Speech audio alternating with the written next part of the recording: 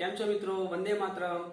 આપણે લાસ્ટ લેક્ચરમાં બે સદિશોનો અદિશ ગુણાકાર અને બે સદિશોનો સદિશ ગુણાકાર જો અને તેમના ગુણધર્મો પણ જોયા અને અમુક દાખલા પણ જોયા છે. તો એ જ દાખલાથી થોડુંક આગળ જઈએ આપણે. તો નેક્સ્ટ એક્ઝામ્પલ લઈએ.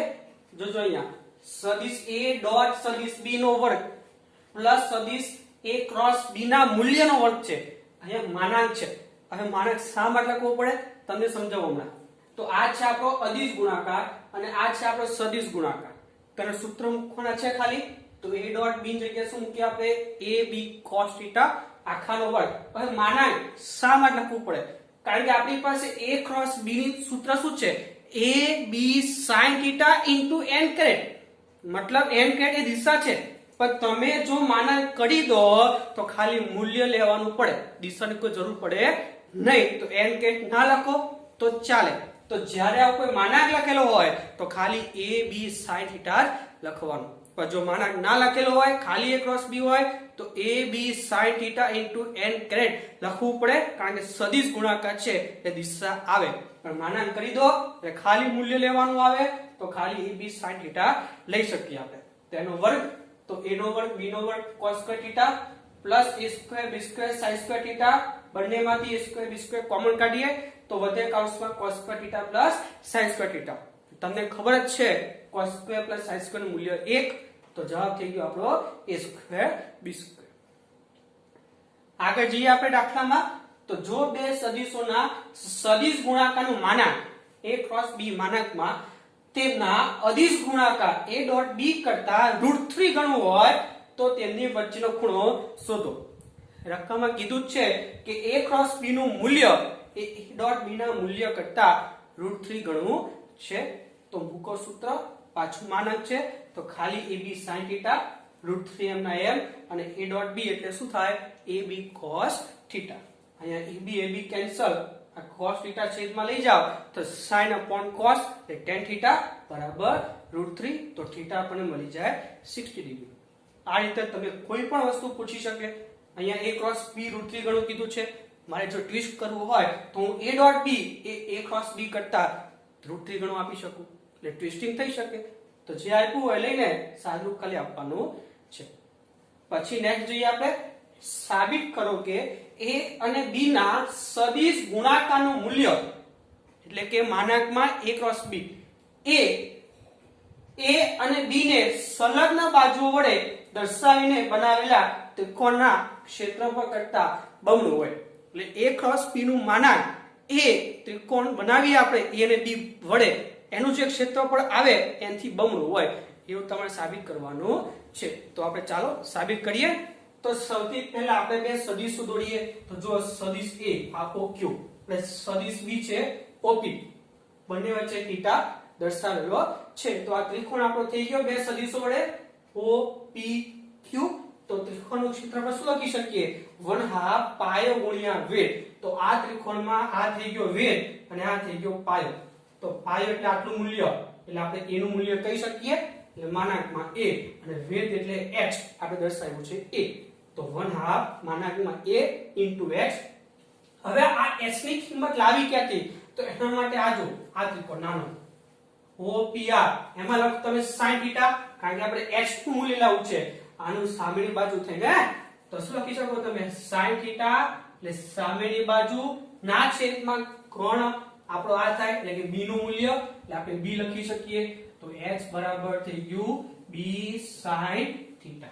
તો આપણે h ની જગ્યાએ b sin θ લખીએ અને મૂલ્યને a પણ લખી શકીએ છીએ આપણે. તો થઈ ગયું 1/2 ab sin θ. હવે આ બે છે સામે જવા દો એટલે ક્ષેત્રફળ સાથે બે ગુણાઈ જાય. તો 2 ત્રિકોણનું ક્ષેત્રફળ ab sin θ અને ab sin θ ને આપણે માનાંકમાં a ક્રોસ b લખી શકીએ. તો થઈ ગયું સાબિત કે a ક્રોસ b નું મૂલ્ય a ત્રિકોણના ક્ષેત્રફળ કરતા કેટલું હોય? બમણું હોય છે. મિત્રો આ એક ટાઈપનું સૂત્ર છે, બહુ જ અગત્યનું છે. આને યાદ રાખવાનું છે આપણે, કારણ કે ઘણી વખત તમને શું આપેલું હોય? a ક્રોસ b એટલે કે સદિશ a આપેલું હોય, સદિશ b આપેલું હોય અને પૂછેલું હોય કે ત્રિકોણનું ક્ષેત્રફળ શોધો. તો સૌથી પહેલા a અને b વડે નિશ્ચય a ક્રોસ b લઈ લેવાનું અને પછી આ બે નીચે જવા દેવાના એટલે આપણે ત્રિકોણનું ક્ષેત્રફળ મળી જશે. એટલે આ સૂત્ર યાદ રાખો. તો અહીંયા અદિશ અને સદિશ ગુણાકારના જે ગુણધર્મો હતા એના દાખલા આપણે બધા કર્યા. આના ઉપરથી જે પણ અત્યાર સુધીના આ ચેપ્ટરના સૂત્ર હોય નાના નાના પોઈન્ટ બરોબર તમે લખેલા છે તો તમે તમારા નોટમાં બરોબર ધ્યાનપૂર્વક લખજો અને બને તો બબે 3 વખત આને રિવાઇઝ કરજો. કયા કયા સૂત્ર છે? તો સૌથી પહેલા જો એક સદિશ આપ્યો છે, મારે એનું મૂલ્ય શોધવું છે તો મૂલ્ય એટલે વર્ગમૂળમાં ઘટકોના વર્ગોનો સરવાળો. તો આનો ઘટક ax² + ay² અને એક જ સદિશ છે તેનું દિશા શોધવી હોય તો tan θ બરાબર aym/ax. જો એક જ સદિશ હોય તો પછી સદિશોના ઘટકો પાડવાની બે મેથડ, એક ij વાળી x અક્ષ ઉપર લંબ ને y અક્ષ ઉપર લંબ વાળી અને બીજી cos θ અને sin θ. જે અક્ષમાં θ હોય તે cos, બીજી અક્ષમાં sin હોય. પછી ત્રીજું બે સદિશોના પરિણામી સદિશનું મૂલ્ય શોધવું હોય તો આ સૂત્ર વર્ગમૂળમાં a² + b² + 2ab cos θ. જે θ એ આ બે a અને b વચ્ચેનો ખૂણો થશે. પછી જો પરિણામી સદિશે કોઈ સદિશ સાથે ખૂણો બનાવેલો હોય, પરિણામી સદિશે કોઈ સદિશ સાથે ખૂણો બનાવેલો હોય, ધારો કે આપણે આલ્ફા લઈએ છીએ તો tan α = b sin θ છેદમાં a + b cos θ. પછી એકમ સદિશ, તમારે કોઈ પણ સદિશનો એકમ સદિશ લેવો હોય તો એ સદિશ ઉપર આ છેદમાં એનું મૂલ્ય લઈ લેવાનું. પછી બે સદિશો એકબીજાને લંબ કીધા હોય દાખલામાં તો બાય ડિફોલ્ટ એનો અદિશ ગુણાકાર 0 લઈ લેવો જો લંબ કીધા હોય તો. અને જો બે સદિશો એકબીજાને સમાંતર કીધા હોય તો એનો નિશ્ચય મતલબ a + b બરાબર 0 લઈ લેવાનો. પછી આ તો એક સદિશ હોય તો એની દિશા શોધવા માટે, પણ જો આપણે બે સદિશો આપેલા હોય અને બે સદિશો આપેલા હોય અને તેમની વચ્ચે ખૂણો શોધવો હોય આપણે તો આ સૂત્ર લેવું પડે cos θ બરાબર a.b છેદમાં (a) b. પછી આપણે અદિશ ગુણાકાર કેવી રીતે કરવાનો તો a.b બરાબર આપણે જોઈ ગયા હતા માત્ર સરખા ઘટકોના ગુણાકાર કરવાના અને પછી 3 નો સરવાળો તો ax bx + ay by + az bz મતલબ a અને b ના x ઘટકનો ગુણાકાર, a અને b ના y ઘટકનો ગુણાકાર અને a અને b ના z ઘટકનો ગુણાકાર અને પછી 3 નો સરવાળો. આ અદિશ ગુણાકાર. અને સદિશ ગુણાકાર કરવો હોય તો નિશ્ચય i j k પહેલા બધા a ના ઘટકો પછી બધા b ના ઘટકો. નિશ્ચય છૂટો કરતા તમને આવડતું જ હશે. સૌથી પહેલા i ઢાંકી દેવાનું અને ચોકડી આમ લેવાની, પહેલી આમ પછી આ બાજુ બરોબર. તો તમે જો i કરો તો ઢાંકી દો તો આમ આવશે ay bz - az by અને વચ્ચે માઈનસ ભૂલવું નહીં -j. તો -j ને ઢાંકી દો તો શું થાય ax bz - az bx અને એવું z ઘટક પ્લસ આવશે ax by - ay bx. આ થઈ ગયું સદિશ ગુણાકાર. પછી a અને b બંનેને લંબ હોય, જો a અને b પરસ્પર લંબ નહીં બંનેને લંબ હોય એવો જો એકમ સદિશ શોધવો હોય તો આપણું સદિશ a × b થાય જે a અને b બંને લંબ થશે અને એકમ સદિશ શોધવું હોય તો પોતે છેદમાં એનું મૂલ્ય.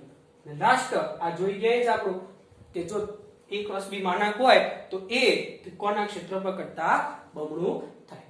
તો બધા નાના પોઈન્ટ ઉપરથી બનાવેલા સૂત્ર છે, બરોબર લખો અને આને રિવાઇઝ કરતા રહેશો તો તમને દરેક ટોપિક એકદમ ઈઝીલી આવડશે. તો હવે તમે આને લખી લો પછી આપણે આગળ જઈએ.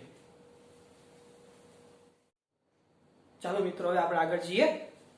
તો નેક્સ્ટ ટોપિક છે સ્થાન સદિશ અને સ્થાનાંતર સદિશ. જે ઓલરેડી બેઝિક તો આપણે જોઈ જ ગયા છીએ. ધારો કે કોઈ પાર્ટિકલ છે અમારી ગતિ કરતો હોય તો સ્થાન સદિશ શોધવું હોય તો તમને ખબર ઉગમ બિંદુથી જે જગ્યા ઉપર સ્થાન લખવું હોય ત્યાં તીર દોરી દેવાનું. ધારો કે પાર્ટિકલ પહેલા p આગળ છે શરૂઆતમાં તો આપણે ઉગમ બિંદુથી p આગળ તીર દોરી દીધું તો આપણે જે r સદિશ છે શું થઈ ગયો આપણો સ્થાન સદિશ થઈ ગયો પ્રારંભિક. તો લખી શકીએ પ્રારંભિક સ્થાન r બરાબર હવે એના m લખવા હોય તો xm ym આ રીત પણ જોઈ ગયા છીએ. x અક્ષ ઉપર લંબ અને y અક્ષ ઉપર લંબ દોરી લેવાનો તો આપણને xi પ્લસ yj જે આ પાર્ટિકલનો પ્રારંભિક સ્થાન કહેવાય. હવે પાર્ટિકલ ગતિ કરીને ધારો કે p' આગળ આવે છે જેનું અંતિમ સ્થાન છે તો આ સ્થાન લખવું હોય તો પણ આપણે ઉગમ બિંદુથી તીર દોરીએ છીએ. તો આ જે આપણો r' છે એ આપણું શું થઈ ગયું અંતિમ સ્થાન. તો અંતિમ સ્થાન બરાબર r' સદિશ ઇઝ ઇક્વલ ટુ એના એમ લખી દઈએ આપણે x' i' plus y' j'. હવે સ્થાનાંતર સદિશ એટલે શું? તો ભાઈ અંતિમ સ્થાન માઈનસ પ્રારંભિક સ્થાન. તો અંતિમ સ્થાન છે r' અને પ્રારંભિક સ્થાન છે r સદિશ. તો લખી શકીએ ડેલ્ટા r સદિશ એ આપણું સ્થાનાંતર સદિશ છે ઇઝ ઇક્વલ ટુ r' સદિશ માઈનસ r સદિશ. તો r' ની જગ્યા પર એની કિંમત મૂકીએ, માઈનસ છે એટલે કૌંસમાં લખવાનું, r ની જગ્યા પર એની કિંમત મૂકી દઈએ. હવે માઈનસ છે તો અંદર લખો તો શું આવે માઈનસ x i' અને માઈનસ y j'. એટલે હવે i વાળા ભેગા કરીએ તો x' માઈનસ x કૌંસની બહાર i'. એ જ પ્રમાણે y' માઈનસ y કૌંસની બહાર j'. તો આ થઈ ગયું સ્થાનાંતરનો x' અને આ થઈ ગયું સ્થાનાંતરનો y'. તો સ્થાનાંતરનો x' મતલબ શું? x' ની બાદબાકી આ બંનેના તો ડેલ્ટા x લખી દઈએ આપણે. અને ડેલ્ટા આનો y' શું? તો આ બે સદિશના y' ની બાદબાકી જેને આપણે ડેલ્ટા y' લખી દઈએ. તો ડેલ્ટા r સદિશ બરાબર delta x i' plus delta y j' જે આપણો સ્થાનાંતર સદિશ છે. આ રીતે મિત્રો સ્થાનાંતર સદિશ શોધવું હોય તો સૌથી પહેલા પ્રારંભિક સ્થાન શોધી લેવાનું અને પછી અંતિમ સ્થાન શોધી લેવાના અને પછી બેની શું કરી દેવાની બાદબાકી કરી દેવાની જે તમને આવડે છે. પણ ખાસ શું યાદ રાખવાનું આ સદિશ છે એટલે આને સદિશ રીતે લખાય i', j', k' સ્વરૂપે. એટલે જ્યારે કોઈ પાર્ટિકલ સમતલમાં ગતિ કરતો હોય અને એના પ્રારંભિક સ્થાન અંતિમ સ્થાન લખવા હોય તો ફરજિયાત તમારે i', j' અને k' નો ઉપયોગ કરવો પડે. બરોબર? ચાલો એક્ઝામ્પલ જોઈએ. તો એક્ઝામ્પલ છે જે કણનો સ્થાન સદિશ r સદિશ બરાબર 3t² i' plus 4t² j' plus 7k' હોય તો 10 સેકન્ડમાં કણનું સ્થાનાંતર શોધો. અહીં r સદિશ મીટરમાં છે તો આપણી પાસે સ્થાન સદિશ છે એમાં 0 થી 10 સેકન્ડ માટે સ્થાનાંતર લેવું છે. તો થર્ડ ચેપ્ટરમાં ભણી જ ગયા છો. જો પ્રારંભિક સ્થાન લેવું હોય તો આ સમીકરણમાં t ની જગ્યાએ 0 અને જો અંતિમ સ્થાન લેવું હોય તો આ સમીકરણમાં t ની જગ્યાએ શું મૂકી દેવાનું 10. એટલે પ્રારંભિક સ્થાન અને અંતિમ સ્થાન મળી જશે. પછી સ્થાનાંતર તો આવડશે તમને. તો જોઈએ સદિશ r બરાબર 3t² i' plus 4t² j' plus 7k'. તો અહીં પ્રારંભિક સ્થાન સુધી આપણે તો t ની જગ્યાએ 0, t ની જગ્યાએ 0, આમાં t છે જ નહીં તેમના 7k'. એટલે પ્રારંભિક સ્થાન સુધી શું થઈ ગયો 7k'. આવું જ અંતિમ સ્થાન સુધી શોધવો છે તો જે t છે ત્યાં મૂકી દો 10 તો થઈ ગયું 3, t ની જગ્યાએ 10 નો વર્ગ i' પ્લસ 4 t એટલે 10 નો વર્ગ j'. આમાં t છે જ નહીં લેમ્ડા m. તો આ થઈ ગયું 100 into 3 મતલબ 300 i'. અહીંયા 100 into 4 મતલબ 400 j' અને 7k' એમના m. તો આ થઈ ગયું અંતિમ સ્થાન. સ્થાન મળી ગયું તો સ્થાનાંતર એટલે અંતિમ માઈનસ પ્રારંભિક. તો આ અંતિમ બેઠું અને માઈનસ પ્રારંભિક 7k'. તો આ બંને કેન્સલ. તો આપણા માટે થઈ ગયું 300i પ્લસ 400j આપણો સ્થાનાંતર સદિશ છે. મિત્રો ખાસ યાદ રાખજો ભૂલથી આનો જવાબ 700 લખતા નહીં. તમે જેવું ત્રીજા ચેપ્ટરમાં કરતા હતા એવું ના કરાય. કારણ કે સદિશ છે સદિશને હંમેશા i, j, k વડે દર્શાવવું પડે. બરોબર? એટલે જ્યારે પણ સદિશોનો સરવાળો બાદબાકી આવે તો ખાસ જે પણ જવાબ લખો એ i', j', k' સ્વરૂપે લખવાનું. આને ડાયરેક્ટ ન લખાય કદી 300 + 400 + 7 એટલે 700 સાથે એવું ના લખાય કારણ કે સદિશ છે. જો અદિશ હોય ત્રીજું ચેપ્ટર તો લખી શકો પણ એ સદિશ છે એટલે ફરજિયાત i', j', k' સ્વરૂપે જ લખવું પડે. એટલે આ ભૂલ થાય છે એટલે કહું છું જ્યારે સદિશનો ઉપયોગ કરો હંમેશા i', j', અને k' વડે જ એને દર્શાવવું પડે. તો આ થઈ ગયું આપણું સ્થાનાંતર સદિશ. અને જો આમાં મૂલ્ય પૂછ્યું હોત તો નથી પૂછ્યું પણ જો પૂછ્યું હોય તો આનું મૂલ્ય તમે શોધી શકો વર્ગમૂળમાં ઘટકોના વર્ગોનો સરવાળો. તો વર્ગમૂળમાં 300 નો વર્ગ પ્લસ 400 નો વર્ગ કરી દો તો મૂલ્ય પણ મળી જાય જો કીધું હોય તો. હવે નેક્સ્ટ જોઈએ સ્વાધ્યાય 4.10. તો રકમ જોઈએ આપણે. તો રકમ છે આવી એક ખુલ્લા મેદાનમાં એક કાર ચાલક એવો રસ્તો પકડે છે કે જે દરેક 500 મીટર અંતર બાદ તેની ડાબી બાજુ 60 ડિગ્રીનો ખૂણો વળાંક લે. એટલે આવું કોઈ ખુલ્લું મેદાન હોય એમાંથી કોઈ વ્યક્તિ ચાલવાનું કાર ચાલક હોય એ ચાલુ કરે ગતિ કરવાનું, બરોબર, તો 500 મીટર અંતર કાપ્યા પછી 60 ડિગ્રી આગળ વળાંક લઈ લે. મતલબ અહીંયાથી 500 ચાલે 60 ડિગ્રી વળાંક લે, પાછું 500 ચાલે પાછું 60 ડિગ્રી વળાંક લે. તમે જોઈ શકો 60 60 બધી જગ્યા છે. પાછું 500 ચાલે 60 ડિગ્રી, પાછું 500 60 ડિગ્રી, પાછું 500 60 ડિગ્રી, એટલે 360 અંશનો ખૂણો મળી જાય એટલે પાછું આવી જાય P આગળ આવી જશે. એટલે જો 60 60 60 60 60 60 તમે જોઈ શકો છો 6 વખત 60 ડિગ્રી બન્યા તો 360 ડિગ્રી થઈ જાય. તો P થી ચાલુ કરે એટલે પાછો અહીંયા P આગળ આવી જશે. તો દરેક 500 મીટર અંતર બાદ તેની ડાબી બાજુ 60 ડિગ્રીના ખૂણે વળાંક લે છે. એક વળાંકથી શરૂ કરી કાર ચાલકના ત્રીજા, છઠ્ઠા અને આઠમા વળાંક પાસે સ્થાનાંતર શોધવાનું છે. ત્રીજો, છઠ્ઠો અને આઠમો વળાંક સ્થાનાંતર શોધવાનું છે અને આ દરેક સ્થિતિમાં કાર ચાલકની કુલ પથ લંબાઈની તેની સ્થાનાંતરના મૂલ્ય સાથે તુલના કરવાની છે. મતલબ બે વસ્તુ શોધવાનું, એક ત્રીજા, છઠ્ઠા અને આઠમા વળાંક આગળ સ્થાનાંતર અને બીજી વસ્તુ છે પથ લંબાઈ. તો આપણે જોઈએ. ચાલો, તો સૌથી પહેલા જો આ P આગળથી Q આગળ આવે એટલે પહેલો વળાંક, પછી અહીંયાથી અહીંયા બીજો વળાંક, અહીંયાથી અહીંયા ત્રીજો વળાંક. તો ત્રીજો વળાંક મતલબ કયું સ્થાન થઈ ગયું આપણું S. તો ત્રીજા વળાંક પાસે S બિંદુ આગળ આપણે સ્થાનાંતર શોધવું છે. તો આ હતું આપણું પહેલું સ્થાન અને આ થઈ ગયું આપણું અંતિમ સ્થાન. તો સ્થાનાંતરમાં તમને ખબર જ છે પહેલું અને છેલ્લું જોડી દેવાના. તો જો જોડી દીધું છે મેં.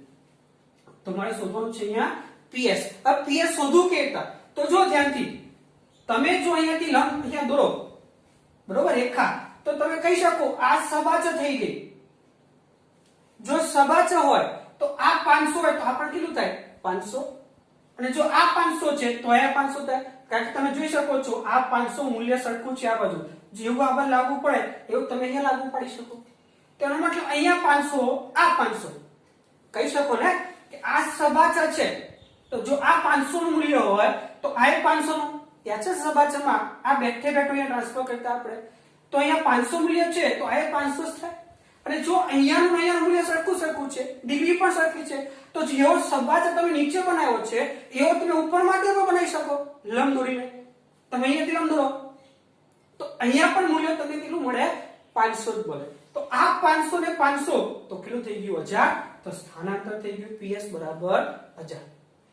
જો ફરીથી કહું છું તમારે શોધવું છે PS, બરોબર. તો તમે અહીંયાથી રેખા દોરો તો આ જે P Q R V છે એ સમાંતર બાજુ ચતુષ્કોણ બનાવો.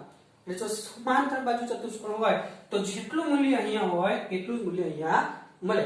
તો આ 500 હોય તો અહીંયા 500 થવાનું. હવે તમે જેવું આ નીચલા ભાગમાં સબાચા બનાવ્યો છે એવું તમે ઉપરના ભાગમાં પણ બનાવી શકો. તો એ મૂલ્ય પણ તમને કેટલું મળશે 500 નું જ મળશે. એનો મતલબ આ 500 અને આ 500 કેટલા થાય 1000. તો સ્થાનાંતર થઈ ગયો આપણો 1000. અને પથ લંબાઈ કીધું છે તો અહીંયાથી ચાલુ કરવાનું. જે માર્ગે જાવ દરેક માર્ગ લેવા પડે. તો અહીંયાથી અહીંયા, અહીંયાથી અહીંયા, અહીંયાથી અહીંયા, તો અહીંયાથી અહીંયા 500, બીજા 500, ત્રીજા 500. તો પથ લંબાઈ થઈ PQ + QR + RS બરાબર 500 + 500 + 500 એટલે કે 1500 મીટર. આને તમે 1.5 કિલોમીટર પણ લખી શકો છો, પણ મીટરમાં રાખો વાંધો નથી.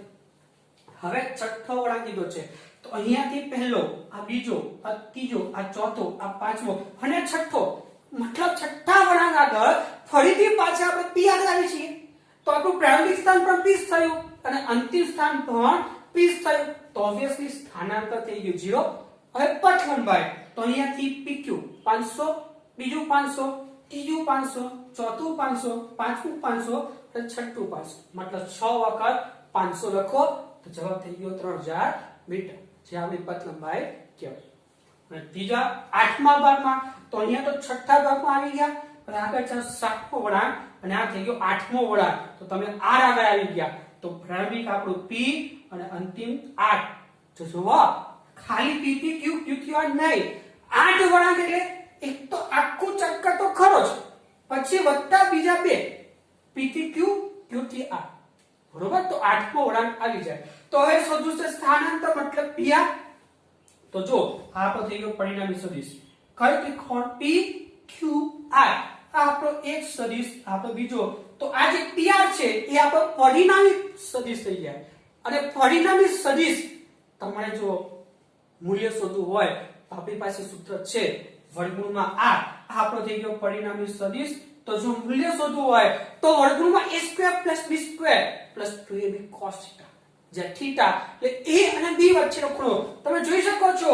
આ b, કારણ કે આ b ને બેઠું જ. તો આ જે આપણો b અને આ છે આપણો a, બંને વચ્ચે કેટલા ખૂણો બને? 60 ડિગ્રી. તો આ a, આ b, આ પરિણામી અને આ ડિગ્રી એ 60. તો સૂત્ર મૂકી દો સ્થાનાંતર PR એટલે પરિણામી સદિશ આ ત્રિકોણ PQR નો. તો શું થયું? વર્ગમૂળમાં a એટલે PQ અને b એટલે PV બોલો અથવા QRB બોલી શકો. તો PQ no square + QR no square + 2ab cos θ. a એટલે PQ અને QR એટલે b * cos 60. ફર્સ્ટ આ 500 અને આ 500 મૂકી દો. તો આ થઈ ગયો 500 નો વર્ગ, 500 નો વર્ગ, 2 500 500 cos 60 એટલે 1/2. આ બે કેન્સલ. તો આ થઈ ગયા 25 ને પાછળ 4 મીંડા, 25 ને પાછળ 4 મીંડા. આ બે કેન્સલ થઈ જાય તો વધે 25 ને પાછળ 4 મીંડા. સાદુરૂપ આપશો, વર્ગમૂળ કરશો એટલે 866.03 મીટર જવાબ આવશે. જે તમારું સ્થાનાંતર મૂલ્ય કહેવાય 8 વળાંક પછી. અને જો પથ લંબાઈ લેવી હોય તો દરેક માં લેવું પડે 8 વખત. આ 1 2 3 4 5 6 7 8 મતલબ 8 વખત 500 500 મીટર ચાલવાનું. તો જો 8 વખત 1 2 3 4 5 6 7 ને 8 500 500 ચાલો. કારણ કે પથ લંબાઈ કીધું છે તો તમે જે માર્ગ ઉપર જાઓ એ માર્ગ ઉપર જવું પડે. તો 8 વખત 500 કરો તો જવાબ થઈ જાય 4000 મીટર. અહીંયા તમને ખાલી મૂલ્ય પૂછ્યા છે, પરંતુ જોયું કે પરિણામી સદિશે આ a સાથે બીટા ખૂણો બનાવેલો છે. તો આ બીટા કેટલો થાય જો પૂછે તો આપણી પાસે સૂત્ર છે પરિણામી સદિશે કોઈ સદિશ સાથે ખૂણો બનાવેલો હોય તો એનું સૂત્ર આપણી પાસે છે b sin θ a + b cos θ. b એટલે 500, θ એટલે 60 છેદમાં 500 + 500 cos 60 sin 60 મતલબ √3/2 છેદમાં 500 + 500 cos 60 એટલે 1/2. તો શું થઈ ગયું? 500 કોમન કાઢો તો 500 √3/2 એમ ના બેમાંથી 500 કોમન કાઢો તો અહીંયા વધે 1, અહીંયા વધે 1/2. આ 500 500 તમારે કેન્સલ થઈ જવાના છે. લસા કાઢો 2 તો છેદમાં વધે 3/2. એમાં 2 2 કેન્સલ તો ઉપર વધે √3 અને છેદમાં વધે 3. તો કેન્સલ થઈ ગયું 500 અને આ જગ્યાએ આપણે √3 બે વખત લખી શકો. તો એક વખત કેન્સલ, છેદમાં એક વખત વધે તો tan θ બરાબર 1/√3 એટલે tan માં 1/√3 ક્યાં આવે? 30 આવે. તો આ થઈ ગયો પરિણામી સદિશે કોઈ સદિશ સાથે બનાવેલો ખૂણો 30 ડિગ્રીનો છે. એટલે આ રીતે તમે PR શોધવા માટે પરિણામી સદિશ લઈ શકો. એના માટે આ સદિશ ધાર લેવાનો PQ કોઈ પણ a અને આ જે સદિશ છે QR અથવા આ સબાજક છે બંને સરખા. તો આ થઈ ગયો B સદિશ અને પણ તમે B કહી શકો. ધાર લેવાનો A સદિશ B સદિશ. તો આ થઈ ગયો પરિણામી સદિશ. એનું મૂલ્ય શોધવું છે તો આ સૂત્રનો ઉપયોગ આપણે કરી શકીએ. દિશા બરોબર આવશે. હવે તમે આને લખી લો.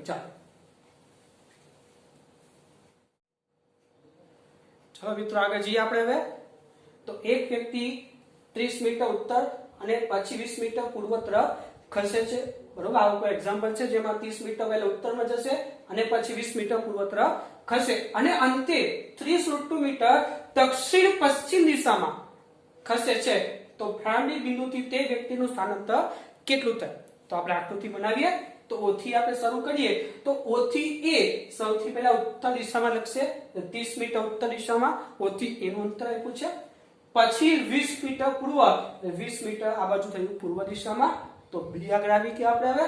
અને હવે અંતે 30 દક્ષિણ પશ્ચિમ દિશામાં. દક્ષિણ પશ્ચિમ મતલબ દક્ષિણ અને પશ્ચિમની વચ્ચે. તો દક્ષિણ થશે નીચે, પશ્ચિમ છે આ બાજુ તો વચ્ચોવચ એટલે B થી C જે આપણું કેટલું ખસે છે? 30 મીટર અંતર ખસે છે. તો આ રીતે B થી C 30 મીટર અંતર કાપી નાખ્યું. તો આપણે શરૂઆત કરી O થી અને છેલ્લે આવી ગયા આપણે C આગળ. તો તો આપણે સ્થાનાંતર શોધવું છે મિત્રો, તો O થી C જ આપણું સ્થાનાંતર થયું, કારણ કે પહેલું સ્થાન આ અંતિમ સ્થાન, તો O થી C જ આપણું સ્થાનાંતર કહેવાય ને. તો એ OC કેટા શોધવું, તો જો એના માટે મેં ત્રિકોણ બનાવ્યો છે, મેં આને જોડી દીધું બ્લેક કલરથી. તો આ OCB નું આ જે OC છે એ આપણો પરિણામી સદિશ છે. જુઓ ધ્યાનથી, આ B થી C એટલે આ બાજુ, આ OC એટલે આ બાજુ, અને O થી B એટલે મેં આ બાજુ દોર્યું છે. તમે જોઈ શકો છો આ OC ના બે CC બે પૂછપૂછ ભેગા થાય છે, એનો મતલબ આ OCB માં આ OC એ આપણો પરિણામી સદિશ છે મિત્રો.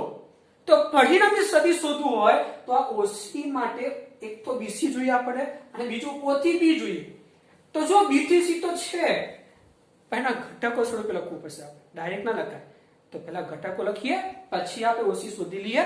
તો સૌથી પહેલા OA એટલે ઉપર, તો y આવશે ખાલી, તો 30 j ગ્રેડ, પછી A થી B તો આવશે ખાલી x અક્ષ ઉપર, મતલબ 20 i ગ્રેડ. હવે જો B થી C એ x અક્ષ સાથે 45 તો ખૂણો બનાવે છે.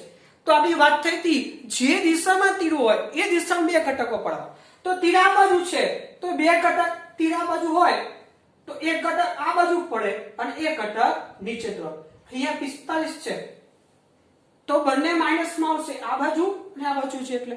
તો આ ઘટક થયો cos 45 વાળો અને આ ઘટક થયો sin 45. તો જો BC સદિશ બરાબર માઈનસ BC, કારણ કે BC નું મૂલ્ય આપણે BC લખીએ અત્યારે, જે આપ્યું છે 30√2 જેટલું, cos 45i અને માઈનસ BC sin 45, જે કારણ કે સદિશ લખવું હોય તો મૂલ્ય અને દિશા લખવું પડે.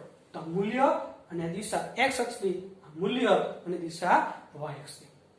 હવે BC જગ્યાએ 30√2 cos 45 1/2 અને sin 45 પણ 1/2, √2 કેન્સલ, તો માઈનસ ની સાઈડ માઈનસ 30 છે. જો હવે આ ત્રિકોણ જોજો OAB, આ ત્રિકોણ OAB માં આ OB આપણો પરિણામી થશે, કારણ કે બે CC અને બે પૂછપૂછ. તો OB એ આપણો પરિણામી સદિશ છે. તો OB બરાબર OA સદિશ વત્તા AB સદિશ લખી શકીએ. યાદ છે ને, પરિણામી સદિશ લખવો હોય તો બે સદિશનો સરવાળો. તો OB સદિશ એટલે OA સદિશ વત્તા AB સદિશ થાય. તો હવે જો OB પણ મળી ગયું અને BC ના ઘટકો પણ છે આપણી પાસે, તો હવે લખી શકીએ સ્થાનાંતર એટલે પરિણામી સદિશ OC એટલે કે OB વત્તા BC. બરોબર ને, કારણ કે OC એ OBC નો પરિણામી છે. તો આ પરિણામીને આપણે આના અને આના સરવાળા સ્વરૂપે લખી શકીએ. બરોબર ને. હવે પાછું OB જગ્યાએ આ ત્રિકોણનો પરિણામી છે તો આપણે લખી શકીએ OA plus BC sorry AB અને છેલ્લે BC તો છે. તો OA છે તમારી પાસે 30j, આ છે 20i અને BC ના બંને ઘટકો લખો. તમે જોઈ શકો જે કેન્સલ, 20i માઈનસ 30i એટલે માઈનસ 10i થઈ ગયું. આ સદિશ થઈ ગયું સ્થાનાંતર તમારું. અને એનું મૂલ્ય કીધું હોય બરોબર તો માનાંકમાં લખી દો, અને માનાંકમાં લખો તો દિશા ગાયબ થઈ જાય, કારણ કે માનાંક એટલે ખાલી મૂલ્ય લખવાનું હોય, અને પણ ધન તો મૂલ્ય થઈ ગયું પ્લસ 10 મીટર. i કે લખવાની કોઈ જરૂર નથી, કારણ કે i નું મૂલ્ય 1 થાય, કારણ કે એકમ સદિશ છે ને i. તો મૂલ્યમાં i હોય, j હોય, k હોય બધું 1 થઈ જાય, લખવાની કોઈ જરૂર નથી. ડાયરેક્ટ મૂલ્ય કેટલું થઈ ગયું 10 મીટર. એટલે ખાસ યાદ રાખજો, આપણો વર્કશીટનો દાખલો છે જેમાં OC સ્થાનાંતર થયું, જે આપણું પરિણામી સદિશ OCB નો છે. હવે એ પરિણામી શોધવા માટે આપણી પાસે OB નથી, તો OB એ ફરીથી પાછો OAB નો પરિણામી છે. એટલે સૌથી પહેલા આ ત્રિકોણ ઉપરથી OB શોધી લેવાનો આ બેના સરવાળા સ્વરૂપે, પછી OB થઈ ગયું, પછી BC ના ઘટકો થઈ ગયા, એટલે આપણને OC જે આપણો પરિણામી સદિશ થઈ જાય. OC બરાબર OB સદિશ પ્લસ BC સદિશ, અને એના ઉપરથી સ્થાનાંતર મળી જાય અને એનું મૂલ્ય પણ લખી શકો છો. તો આ થઈ ગયો આપણો એક્ઝામ્પલ. હવે આ નવા ટોપિક ઉપર જઈએ. તો નેક્સ્ટ ટોપિક છે સરેરાશ વેગ. મિત્રો હવે જે ટોપિક 2-3 આવશે એ ઓલરેડી આપણે ભણી ગયા છે 1 ડાયમેન્શનમાં. સરેરાશ વેગ, પછી તત્કાલીન વેગ, પછી સરેરાશ પ્રવેગ, તત્કાલીન પ્રવેગ અને અચળ પ્રવેગી. બધા ટોપિક આપણે 1 ડાયમેન્શનમાં જોઈ ગયા છીએ, પણ એમાં ખાલી મૂલ્ય આવતા, દિશા નહોતી આવતી. જે હવે આમાં જોવાના છે આપણે સમતલમાં, સમતલમાં દિશા આવે. એટલે આ જ વસ્તુ પેટ્રોસ કોન્સેપ્ટ, પણ ખાલી ફરક શું, આમાં દિશા લખવી પડે. દિશા એટલે આઈ કેરેટ, જે કેરેટ, કે કેરેટ. એટલે હવે પછી જે સેમ વેક્ટર વેક્ટર શીખીએ પણ એમાં આઈ, જે, કે લખવું પડશે આપણે. જોઈએ તો સરેરાશ વેગનું સૂત્ર તમને ખબર જ છે કે પદાર્થના સ્થાનાંતર તથા તેને અનુરૂપ સમયગાળાના ગુણોત્તરને સરેરાશ વેગ કહે છે. સ્થાનાંતરના છેદમાં સમયગાળો. તો આપણે ઓલરેડી જોઈ ગયા છે સ્થાનાંતર r' સદિશ માઈનસ r સદિશ, જેને આપણે ડેલ્ટા r સદિશ લખતા, તો ડેલ્ટા r સદિશ અપોન ડેલ્ટા t. તો આ સરેરાશ વેગના બે ચિહ્ન યાદ છે ને, પહેલું ચિહ્ન આપણે આવું લખતા અને બીજું ચિહ્ન આપણે આવું પણ લખી શકીએ. તો આ સરેરાશ વેગ બરાબર સ્થાનાંતરના છેદમાં સમયગાળો, અને ડેલ્ટા r ને આપણે આવું પણ લખેલું હતું delta i caret plus delta y જે કેરેટ અલગ અલગ પાડી શકો છો. તમને સૂત્ર યાદ હોય તો આગળ તમે સાદું તો આપી શકો, વાંધો નથી. તો આ થઈ ગયો સરેરાશ વેગ. હવે આ જે સરેરાશ વેગ છે એની દિશા જે r ની દિશા છે એ જ લેવાની છે, બરોબર? કારણ કે ડેલ્ટા t જે સમય છે એ તો અદિશ છે, આ સ્થાનાંતર સદિશ છે, તો આની દિશા જે બાજુ હશે એ જ બાજુ આપણા સરેરાશ વેગની દિશા થશે. તો લખી શકીએ સરેરાશ વેગની દિશા સ્થાનાંતરની દિશામાં જ હોય છે. તો મિત્રો એ કોન્સેપ્ટ છે સ્થાનાંતરના છેદમાં સમયગાળો, પણ ખાસ યાદ રાખવાનું આ સદિશ છે, સ્થાનાંતરમાં i, j, k આવશે. એક એક્ઝામ્પલ જોઈએ. એક પદાર્થનું પ્રારંભિક સ્થાન 5 સેકન્ડમાં r1 બરાબર 2i caret minus 2j caret plus 3k caret થી બદલાઈને r2 બરાબર 3i caret plus 2j caret minus k caret થાય છે. તો તેનો સરેરાશ વેગ શોધો. તો તમને સૂત્ર ખબર જ છે, સરેરાશ વેગ એટલે શું? સ્થાનાંતરના છેદમાં સમયગાળો. તો સ્થાનાંતર મતલબ અંતિમ સ્થાન માઈનસ પ્રારંભિક સ્થાન છેદમાં ડેલ્ટા t. તો છે આપણી પાસે. તો આ થઈ ગયું આપણું r2 3i 2j k. હવે શું માઈનસ છે પછી માઈનસ કરો એટલે પ્રારંભિક સ્થાનના ચિહ્ન બદલી દેવાના. તો r1 થશે -2 + 2j - 3k. તો સાદુરૂપ આપી દો 3i - 2i મતલબ 1i, 2j + 2j મતલબ 4j, અને -1k - 3k મતલબ -4k કે છેદમાં સમય તો છેદ 5. તો આ થઈ ગયો તમારો સરેરાશ વેગ. એકદમ ઈઝી છે મિત્રો, એ વેક્ટર કોન્સેપ્ટ છે, ખાલી ફરક સદિશ છે એટલે i, j, k લખવું પડે, બીજું કશું એમાં એડ કરવાનું નથી. તો આ થઈ ગયો સરેરાશ વેગ. આવું જ બેઠું આપણે જોઈ ગયા હતા તત્કાલીન વેગ, અથવા એને ખાલી વેગ પણ આપણે કહીએ છીએ. તમને ખબર છે આના ઉપર ત્યાં મેળવવું હોય તો શું કરવું પડે? જે સમયગાળો હોય એ એકદમ નાનો કરવો પડે. તો જો આકૃતિમાં આ પહેલું સ્થાનાંતર, આ પ્રારંભિક સ્થાન, આ અંતિમ સ્થાન, આ સ્થાનાંતર, અને એ જ દિશામાં વેગની દિશા હોવાની છે સરેરાશ વેગની. હો હવે સમયગાળો નાનો લેવો છે. આ સમયગાળો છે એની જગ્યાએ નાના કરતા જઈએ તો અહીંયાથી મેં સમય નાનો કરીને આટલો કરી દીધો. તો આ થઈ ગયું પ્રારંભિક સ્થાન, આ થઈ ગયું p' આગળ અંતિમ, p આગળ પ્રારંભિક અને p' આગળ અંતિમ સ્થાન. પર સમય કેવો થઈ ગયો? નાનો, બરોબર? અને એ પ્રમાણે આના ઉપરથી સરેરાશ વેગ મળે. હવે મેં સમય એકદમ નાનો કરી નાખ્યો, મતલબ પ્રારંભિક સ્થાન અને અંતિમ સ્થાન આપણે એક જ બિંદુ આગળ થઈ ગયું. તો એક જ બિંદુ આગળ તમે સ્પર્શક દોરો, એ સ્પર્શક આપણને સરેરાશ વેગની દિશા આપે. અને તમે એકદમ સમય નાનો કરો તો જે સરેરાશ વેગ છે એ બેઠે બેઠું તત્કાલીન વેગમાં રૂપાંતર થઈ જાય. જો સમય નાનો કરો તો અત્યાર સુધી આપણને મળતા હતા સરેરાશ વેગ, હવે શું મળશે અહીંયા આપણને? તત્કાલીન.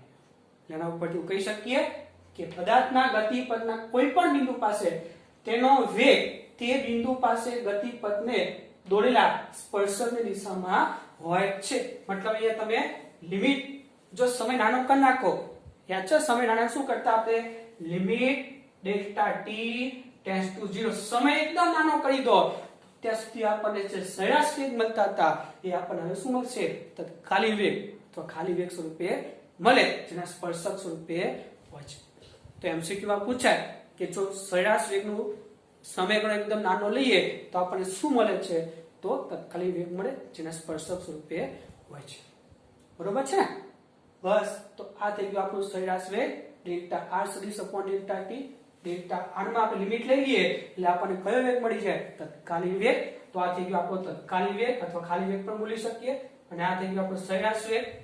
તો તમે limit delta t tends to 0 લઈ લો તો ડેલ્ટા માંથી રૂપાંતર થઈ જાય dr/dt. dt તો v સદિશ બરાબર dr સદિશ છેદમાં dt યાદ છે આને શું કહેવાય છે આને કહેવાય r નું t ની સાપેક્ષમાં એક વખત વિકલન અહીંયા આપણે સ્થાન સદિશને r સદિશ રૂપ લખશું પહેલા ચેપ્ટરમાં આપણે x લખતા સ્થાનને યાદ છે ને dx dt તો એવું જ અહીંયા r છે તો શું આવશે dr સદિશ છે છેદમાં dt મતલબ તમે r સદિશનું સ્થાન સદિશનું એક વખત વિકલન કરશો એટલે તમને વેગ સદિશ મળી જશે અને વેગ સદિશને લખવાની બીજી મેથડ છે r ની ઉપર એક ટપકું કરી દેવાનું એક ટપકું એટલે એક વખત વિકલન બે ટપકા એટલે બે વખત વિકલન તો આ થઈ ગયો આપણો તત્કાલીન વેગ હવે શોધવાનું કેવી રીતે તો આપણી પાસે ધારો કે r1 આ છે x1 i cat y1 j cat અને r2 છે આપણી પાસે x2 i cat y2 j cat આના ઉપરથી સ્થાનાંતર મળી જાય x2 x1 i y2 y1 j આની જગ્યાએ ડેલ્ટા xi આની જગ્યાએ ડેલ્ટા yj આ થઈ ગયું આપણું સ્થાનાંતર આના ઉપરથી સરેરાશ વેગ લખીએ પહેલા delta r upon delta t delta ની જગ્યાએ બેક ટુ ડેલ્ટા t લખ પાડી દો તો આ થઈ ગયું આપણું સરેરાશ વેગ અને તમે લિમિટ લઈ લો ડેલ્ટા t → 0 મતલબ એકદમ સમય નાનો લઈ લો તો સરેરાશમાંથી શું મળશે આપણને તત્કાલીન વેગ મળી જાય તત્કાલીન મળે ડેલ્ટા ની જગ્યાએ d લખવું પડે તો dx dt I + dy dt જે એનો મતલબ શું થયો કે તમારી પાસે સમીકરણ હોય તમે x નું વિકલન કરશો તો આપણે જે વેગ છે ને તો અહીંયા મળશે આપણને xm તમે જો y નું વિકલન કરશો જે ym છે એનું તો આપણને વેગનો ym મળશે મતલબ આપણી પાસે સમીકરણ હોય બરોબર આનું એનો જે x ઘટક હોય એનો તમે એક વખત વિકલન કરો તો વેગનો x ઘટક મળશે અને જે આનો y સમીકરણ છે y નું ym છે ym ને એક વખત વિકલન કરશો તો વેગનો ym મળશે જેને vx અને vy સ્વરૂપે લખી શકીએ આપણે તો v વેગ બરાબર vxi cat vy j cat આપણે લખી શકીએ અને પછીનું મૂલ્ય શોધવું હોય તો વર્ગમૂળમાં ઘટકોના વર્ગોનો સરવાળો દિશા શોધવી હોય તો ym વેગનો ym છેદમાં વેગનો xm સ્વરૂપે લખી શકીએ છીએ એટલે એ જ વસ્તુ જો આપણે ભણી ગયા છીએ એ જ વસ્તુ છે સદિશ r આપેલું હોય એક વખત વિકલન કરો તો આપણને તત્કાલીન વેગ મળી જશે પણ સદિશ સ્વરૂપે આવશે તમારે જે r સદિશ હોય એનો ખાલી x ઘટકનું વિકલન કરશો એટલે વેગનો x ઘટક મળે એટલે બાજુમાં i cat લખવું પડે j cat લખવું પડે x ઘટક હોય તો i cat y ઘટક હોય તો j cat ડાયરેક્ટ લખાય નહીં દાખલો આવશે એટલે આપણે જોઈ લઈશું પહેલા આટલું લખી લો બરોબર